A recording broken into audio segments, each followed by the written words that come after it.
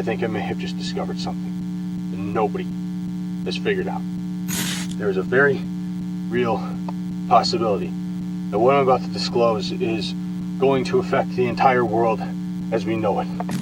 Every law enforcement agency will be after me for what I'm about to say, but after it gets out, there won't be anything they can do. I have discovered the true meaning of Meep and Smiling Friends. I just wish I had more time.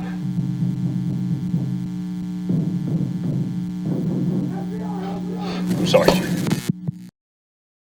Smiling Friends is one of the most bizarre yet hilarious shows ever created, so naturally, my girlfriend hates it. But even more than that, she hates that I like it. I discovered this in college per the recommendation of a good friend of mine, and I was just kinda okay with it the first time I watched it. Then after talking to him about it and joking about some of the most iconic quotes from it, I realized maybe I need to rewatch this. Upon rewatch, I appreciated the humor more, and I would go on to rewatch it, or at least what episodes it released at the time, twice more before I had graduated. And keep in mind, I graduated college in May of 24 and found this in like March, so we're talking about a month and a half. But something weird always stuck out to me as I watched the show. There were several instances of the word meep appearing at various points. I figured this was a running gag, but the more I thought about it, I figured there had to be a reason for this. After all, when watching an animated series, every aspect of art on screen is intentional. It's not like live action shooting where something may have accidentally happened in the background with the DP or director not noticing. Someone has to draw, color, shade, and animate every little detail in a show like this. So when you see something like Diet Dr. Meep or the Meep Foundation, that's not an accident. That's someone making a conscious decision to include that or is being ordered to do so. Today, I look to explore this grand conspiracy within the world of Smiling Friends and unearth the true meaning of Meep and its importance to the story at large. Throughout the series of Smiling Friends, the word Meep appears several times. There's Diet Dr. Meep soda, Meep O's cereal, Meep Eats food delivery service, presumably a Meep burger at Salties, Meep Boulevard, which is the street that Alan lives on, as well as the cafe that Jennifer worked at, and where Salties and the Meep Theater are located, the Flying Meepling Restaurant, Meep County, Pennsylvania, Meep Digest Magazine, Meep Beer, Meep Graffiti Tags, and lastly, the Meep Foundation. Now to establish what we can surmise about Meep given all this information. Considering Meep is a brand for numerous consumable products, it is reasonable to assume that Meep is a large company, more than likely a corporation. The official name of this corporation has yet to be confirmed, but for the sake of this analysis, we will refer to it as Meep Inc. So Meep Inc, being big enough to manufacture their own products such as soda and cereal, isn't that shocking. But considering how non-complementary of products these are, we have to assume that Meep Inc would produce a lot more than this. As a marketing expert, and by that I mean I took exactly one marketing class in my academic career, businesses that are successful will oftentimes also produce complementary products that consumers can buy in conjunction with the already sought after product. This could be something like Nestle selling cookies and milk, or PlayStation selling a game console and exclusive games to play on it. I don't know about you, but diet soda and cereal doesn't seem like the most common of paired goods. If they were, Coke and Pepsi would also be competing in the breakfast market. The presumption that Meep is a major corporation with multiple industries is further supported with the food delivery service Meep Eats and the potential partnership with Salties as implied by the Salties Meep Burger. It is entirely possible that Salties could have participated in a brand partnership with Meep Inc, but I think it's even more than likely that Salties is a child company of Meep Inc. After all, Simon S. Salty himself was running the show at Salties until his unfortunate passing. People loved his iconic food, and business was doing great. However, once the FDA got involved, he had to migrate his menu to a more healthy selection, and business was terrible. As we see in season 1, episode 5, the place was a ghost town until Charlie and Pim happened across it. I think it entirely possible Meep was responsible for the failure of Salties. See, the Meep Burger was part of the old menu items, and likely not a big seller. When they order food, Charlie specifically asks for a salty burger, which is his go-to. But Ketchup says all they offer now is the Cucumber Deluxe, Super Green Bowl, and Salty's Bread Bust. This means the Meep Burger is no longer available. And I have a side theory about this. What if Simon S. Salty entered a brand partnership to expand the Salties empire with the help of Meep Inc, and to celebrate, they created a new menu item called the Meat Burger. What if this Meat Burger was made of ingredients that weren't as pleasing to customers as the ingredients of the salty burgers, and this led to a decline in meat burger sales, which Meep Inc. took personally. From there, they realized they would never be able to outsell the salty burger, and because they are petty and expect conformity from the masses, Meep Inc. is the one who ratted Salties out to the FDA for testing and led to this healthy menu overhaul. From here, they knew that all they would have to do is wait for Salty to die of his own unhealthy habits to absorb his share of ownership and let revenue take a nosedive in order to write this business off as a loss to earn tax credits. But come on, a major corporation has never been so stupid to do anything like that before, right? Going back to the Meep Eats delivery service, this is another example of Meep Inc.'s not only national but universal reach and beyond. I say and beyond because season 1 episode 8 showed that their delivery range even reaches the threshold of hell. When Charlie dies horrifically and wakes up in hell, he meets the devil who has received an order from Meep Eats. Now this of course could have been a joke on the writer's part, as the moment is rather humorous, but it doesn't change the fact that this happened. And what, pray tell, is the Meep Eats delivery guy bringing to the devil's doorstep? An order of food from none other than Salties. And I would also like to point out the fact that when the devil receives his order from Salties, what exactly is he eating? Certainly not a cucumber deluxe super green bowl or salty sourdough bread bust. To me, that looks like an order of fries and potentially a meat burger. Did they bring back the meat burger after Salty died because they no longer had to run him out of business and now there could be no creative influence over what the menu would look like? Okay, big deal. Meep Eats probably delivers for multiple different fast food chains. Sure, but like I said about the intentionality of the artists in this series, nothing is an accident. They could have included a new brand or another store that was a reference to something we'd seen before, but no, they went with Salties, showing that the business is still running, but clearly the workers are not at their peak and probably aren't as passionate about their service as they once were. How do I know this? Look at what the devil receives when he gets his order. I hope they didn't forget the straw again. They always do. And they did. Great. They forgot it. Cool. Just what I wanted. Exactly what I wanted, actually. Cool. Only a soulless, downtrodden, miserable worker with nothing much left to live for would commit such an atrocity. That, I think, clarifies the sheer size of the Meep Inc. company.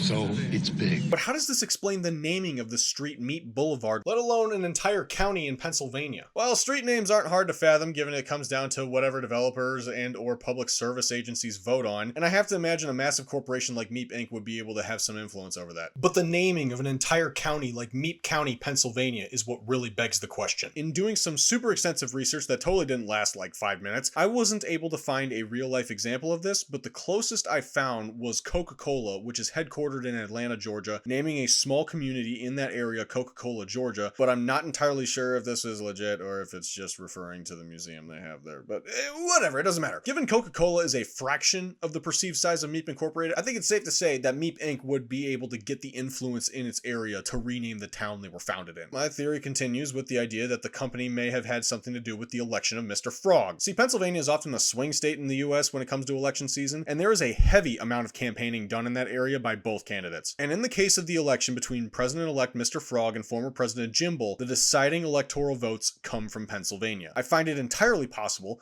that Meep Inc. used as much of their power and influence to elect Mr. Frog as president, and they had several agents aid them in their efforts.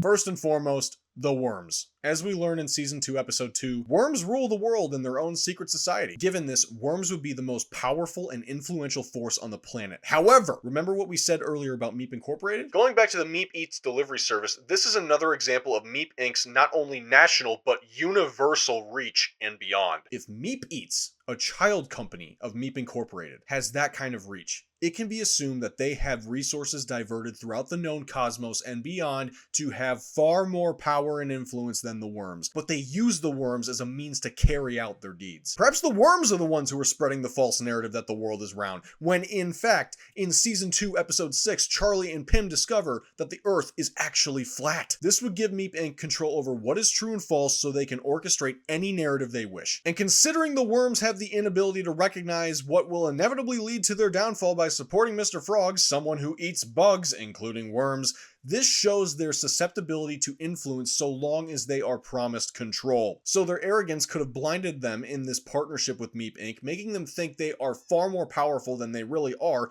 when in fact they are merely pawns. After all, when they tried to pivot last second and use all their corruption to sway the election in the Pennsylvania debate, they failed to guarantee former President Jimble his second term. And remind me, who was the deciding vote that secured Mr. Frog's victory? That would be our next suspected agent of Meep Inc., Glep. Now you may think, Glep? Nah man, Glep is cool. Why would he shell out for Meep Inc.? Exactly, he wouldn't.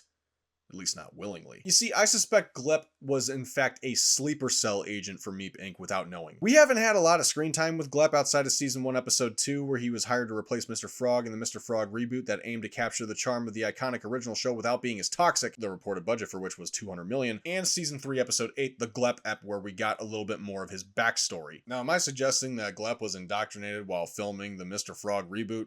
Not necessarily. After all, despite Meep Inc. having a hand in a multitude of industries, we don't have conclusive proof that they own a television studio or had any involvement in the production or distribution of Mr. Frog. However, we will set this theory in the maybe pile because as much as we can't prove legitimacy, we can't officially rule it out either. Also, considering Glep seems to have his wits about him and was verbally and physically abused and coerced into such a hollow performance, I think it's safe to say there wasn't any shady Manchurian candidate business going on. Yet, at least. I think it more than likely, though, that Glep received a sort of Winter Soldier treatment, and I find it completely plausible that this was activated when he joined another organization that I also have listed as a suspected agent, the Frowning Friends. The Frowning Friends seem to be an evil counterpart to the Smiling Friends in every way imaginable. They're cruel, fill people's heads with negative thoughts, and they're also prejudiced against Puerto Ricans. Not cool, dude.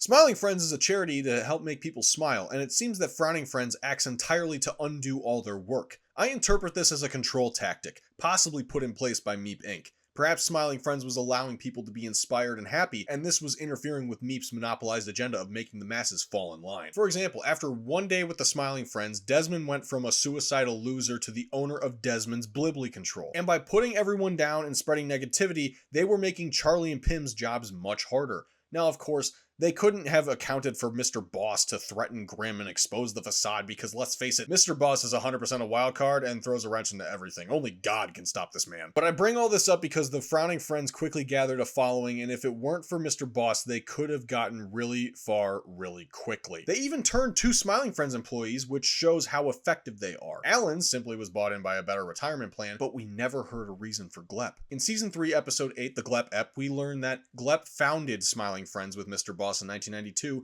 and up until that moment, no one knew what Glep actually did. Considering he is never actually shown doing any work aside from the occasional chores, one can assume that he's probably not doing this for the money, but rather the community. Also, Glep and his wife Marge Simpson clearly are well off financially considering the size of their place, so yeah, Glep sure isn't doing this for the money. And it's clear that he is a big part of what holds the charity together because the moment he stepped away, all hell broke loose. Glep seems like a decent guy at heart, so I can't imagine him betraying his friends so easily, even if Alan set a bad precedent. I truly believe the Frowning Friends acted on behalf of Meep Inc. and turned him momentarily. Let's also not forget that the Frowning Friends were conveniently killed by the Renaissance Men, who very well likely were sent to keep an eye on the Frowning Friends as they conducted their business and killed them when they defected from Meep Inc. The Renaissance Men could be a cleaning crew for Meep Inc., disguised as a group of LARPers to throw off suspicion. After the Frowning Friends' plan failed, Meep Inc. released Glep from his state, but kept him as an asset for a more opportune time. That time came with the next election and allowed Mr. Frog to become the next president. Clearly, with the worms abandoning their post and looking out for their own self-interest,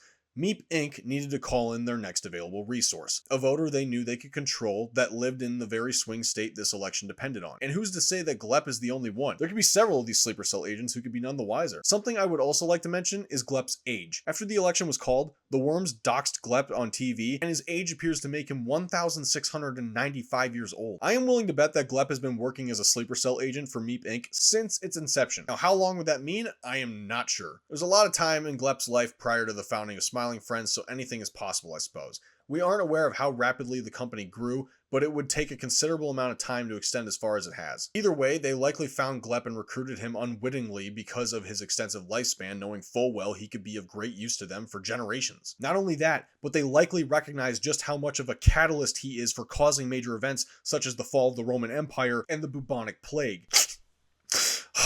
Still haven't gotten over that one yet. The fact that he knew all the founding fathers but never fit in with them makes me speculate if his brainwashing could have occurred prior to that moment, because let's be real, Glep's the type of guy who can get along with anyone, unless they were won over by his dance and not his personality. That dance literally saves lives, sure saved the boss's life. As a last little piece of evidence, I'll throw in the fact that Glep biting upon being woken up could be a PTSD-induced impulse due to brainwashing like this. Yeah, I tried to poke at him, wake him up. Little son of a bitch snapped up and bit me on my hand, caught me good, too. I mean, you wouldn't be shocked if you woke up Bucky Barnes and you put a gun in your face, right? Also, Glep can speak English. Yeah. You hear that? He said yeah.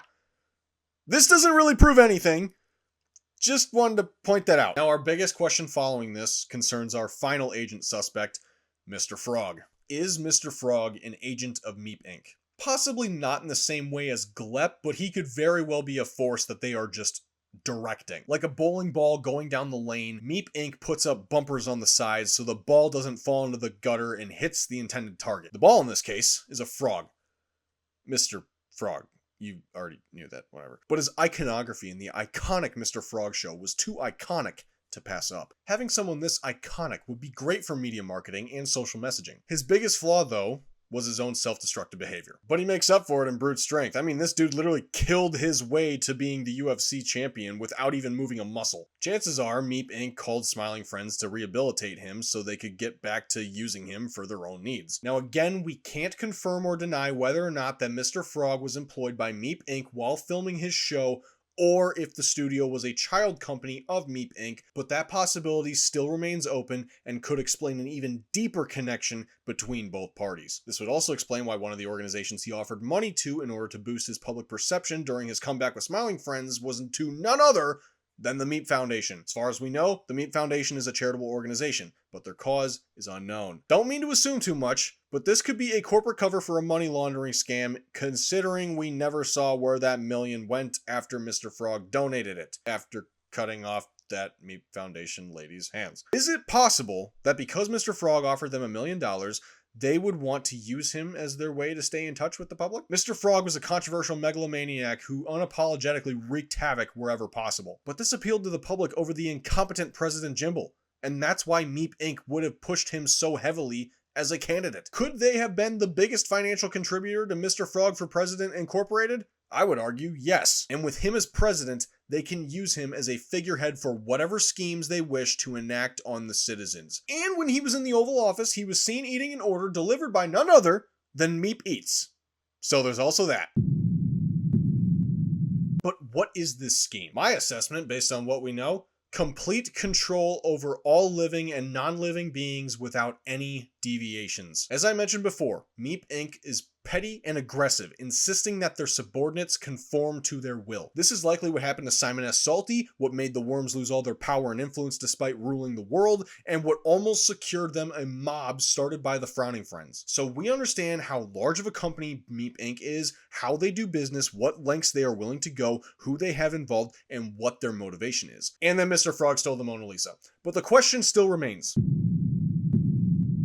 Unfortunately, I don't think they can. They are simply too powerful and are a far more formidable force than anyone is prepared to handle. But wait, there's more! There may be hope. Hope found in the form of Mr. Boss. See, Mr. Boss, as I mentioned, is a wild card, and I have a feeling I know why he is such a bizarre character. Glep was likely the first of many sleeper cell experiments and proved that the critters can be controlled. Critters, by the way, are the species classification for many of the characters in the Smiling Friends world, such as Charlie, Pim, Glep, Alan, etc. But the boss is a human, at least according to the wiki he is. So what if Meep Incorporated experimented on humans, and Mr. Boss was one of the test subjects? What if he was able to escape after enduring all this trauma, and has been running a charity to not only bring joy to the world, but also launder money for an operation that would bring down Meep Inc on his own? All right, guys, things are looking pretty bleak. I'm down $2.4 billion since this new company moved in across the street. Being the subject of radical experiments would explain the mental and physical damage done to him. After all, we see him snap when he hears Frowning Friends is in town. Frowning Friends? He knows what this is. He sees through the lie. Him calling them genius wasn't him recognizing their competitive strategy. It was him realizing that Meep Inc was using a clever disguise to tear him down. It would also explain his dual personality Green Goblin moment and his mental episode in Season 2, Episode 1. Yep, Guess I'm ugly. Mr. Boss would be the shining beacon of hope for the world to fend off against Meep Inc.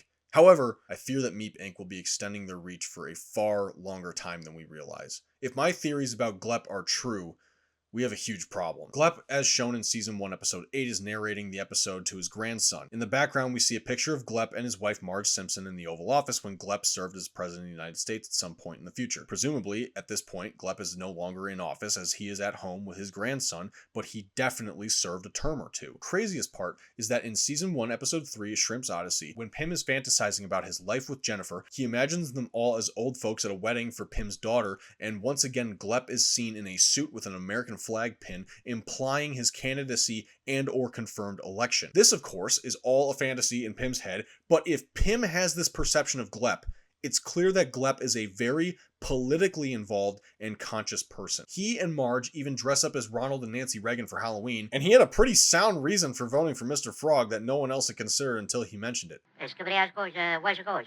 I mean, how can you argue with that? So it seems inevitable that Glep is destined for the presidency, but this spells misfortune for the nation if this happens, assuming Meep Inc. is in control of him whenever they wish to be. But considering his long lifespan, why would they wait that long to get him in office? Well, the president can only serve for a maximum of 2 terms, so they would want Glep in office at the most opportune time. We just don't know when that will be. Also consider that Brittany attempted to marry the boss because she seeks men of power and influence, and she also made Glep her gardener, keeping him in check because she recognized his potential too. Just food for thought. But maybe it's entirely possible that Brittany also works for Meep Incorporated, and she was doing this to control Mr. Boss as another tactic to keep him down so he couldn't rebel against Meep Incorporated because everyone knows that he's the only formidable force that could possibly stand up to them and stop them. Okay, I'm rabbit holing. I foretell a conflict waged on 2 sides, Meep Inc. and the Smiling Friends. Mr. Boss leading the Smiling Friends only to have Glep betray him and switch to Meep Inc. when the word is given. With Mr. Frog out of office and achieving inner peace,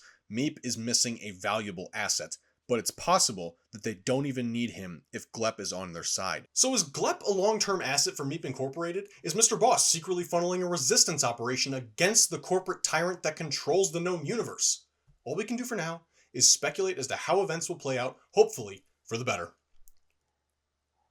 Hey, you guys think Mr. Boss killed JFK?